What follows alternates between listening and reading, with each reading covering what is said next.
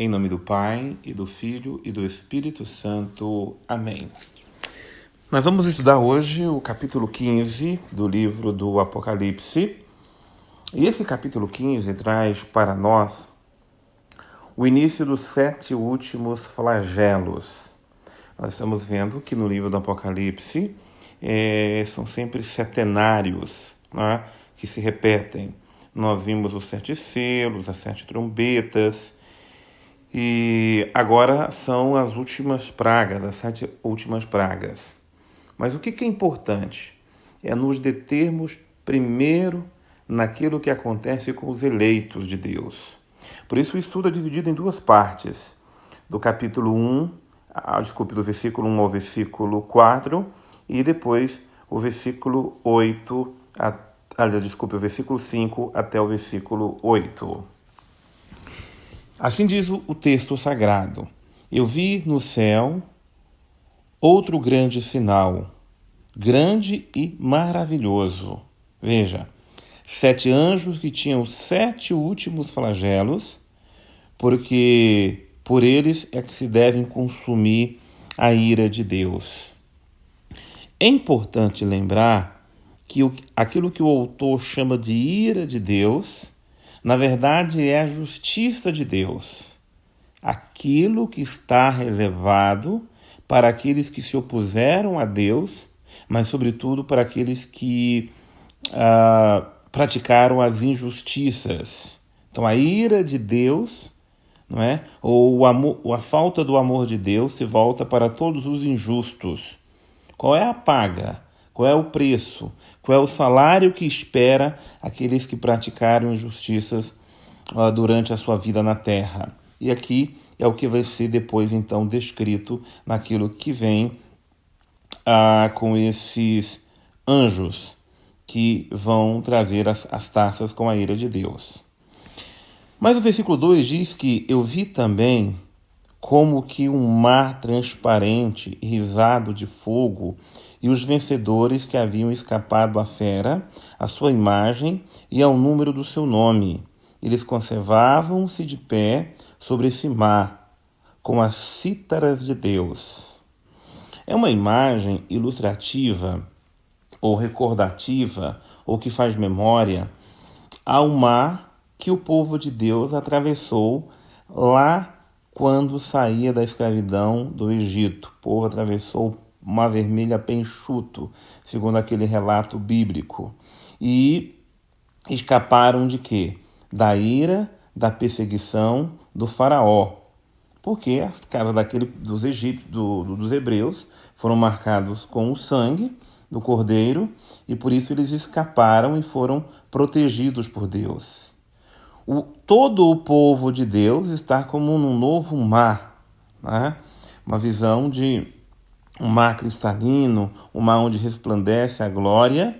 E assim como o povo de Deus, quando atravessou o mar, eles cantaram um cântico de louvor, de exaltação a Deus, aqui do mesmo modo, com as cítaras de Deus, nos diz o versículo 3, cantavam o cântico de Moisés, o servo de Deus, juntamente com o cântico do Cordeiro. Então, aqui é uma junção do cântico primeiro de Moisés, aquele que foi o libertador do povo, da escravidão do Egito, o Cordeiro imolado, que é o grande libertador do todo o povo de Deus.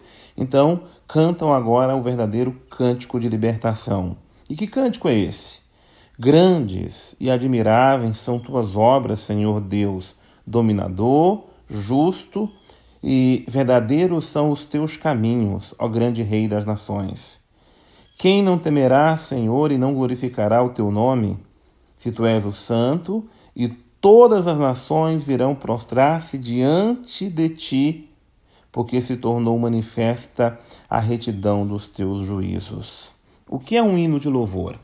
Um hino de louvor é aquele hino que primeiro exalta a grandeza de Deus, o poder de Deus. Reconhece que nenhum outro poder humano, nenhum poder na terra tem proporção ou comparação com aquilo que é o poder divino. Então, primeiro se exalta Deus, depois se exalta as obras de Deus, aquilo que Deus realizou, aquilo que Deus fez, Deus que com mão forte, com braço estendido, Ele nos libertou. Isso lá no Antigo Egito. E agora na libertação definitiva, nós reconhecemos que esse Deus poderoso é grande, Rei das nações. Ele é glorificado porque todas as nações se prostram diante dele, porque ele torna manifesto a sua retidão e torna manifesto o seu juízo. Por isso, o nome de Deus aqui é glorificado, é exaltado. A partir do versículo 5 começa outra visão. Depois disso, eu vi abrir-se no céu o templo, que encerra o tabernáculo do testemunho. Templo, tabernáculo, faz também menção à tenda do encontro com Deus, que Moisés fez lá no livro do Êxodo e também do Levítico, como o lugar do encontro com Deus. Então, desse lugar do encontro com Deus, os 7 anjos, que tinham 7 flagelos, saíram desse templo, mas saíram revestidos de linho puro, resplandecente, cingidos ao peito com cintos de ouro, mostrando o esplendor da glória divina.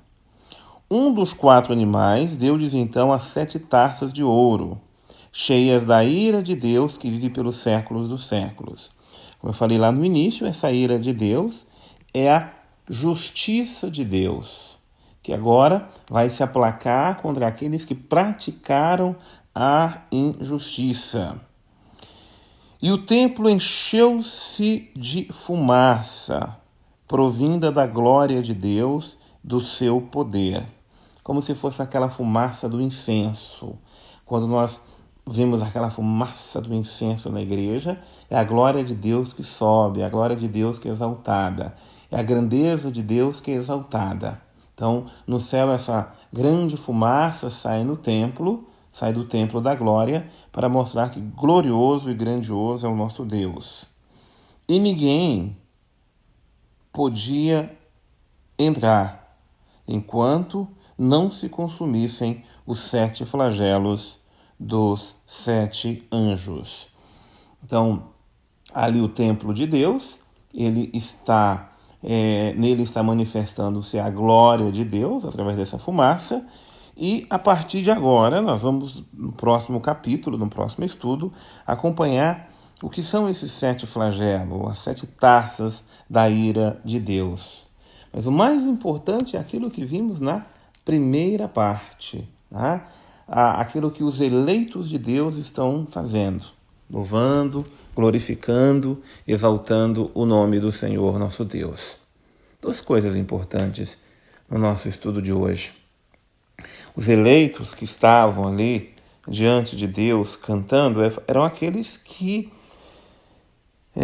não se prostraram diante da fera, haviam escapado da fera.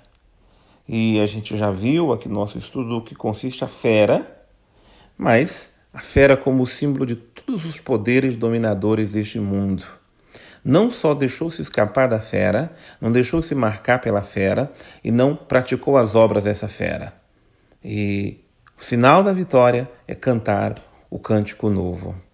Por isso que da nossa boca tem que sempre entoar um hino de louvor, de glória, de exaltação ao Senhor nosso Deus.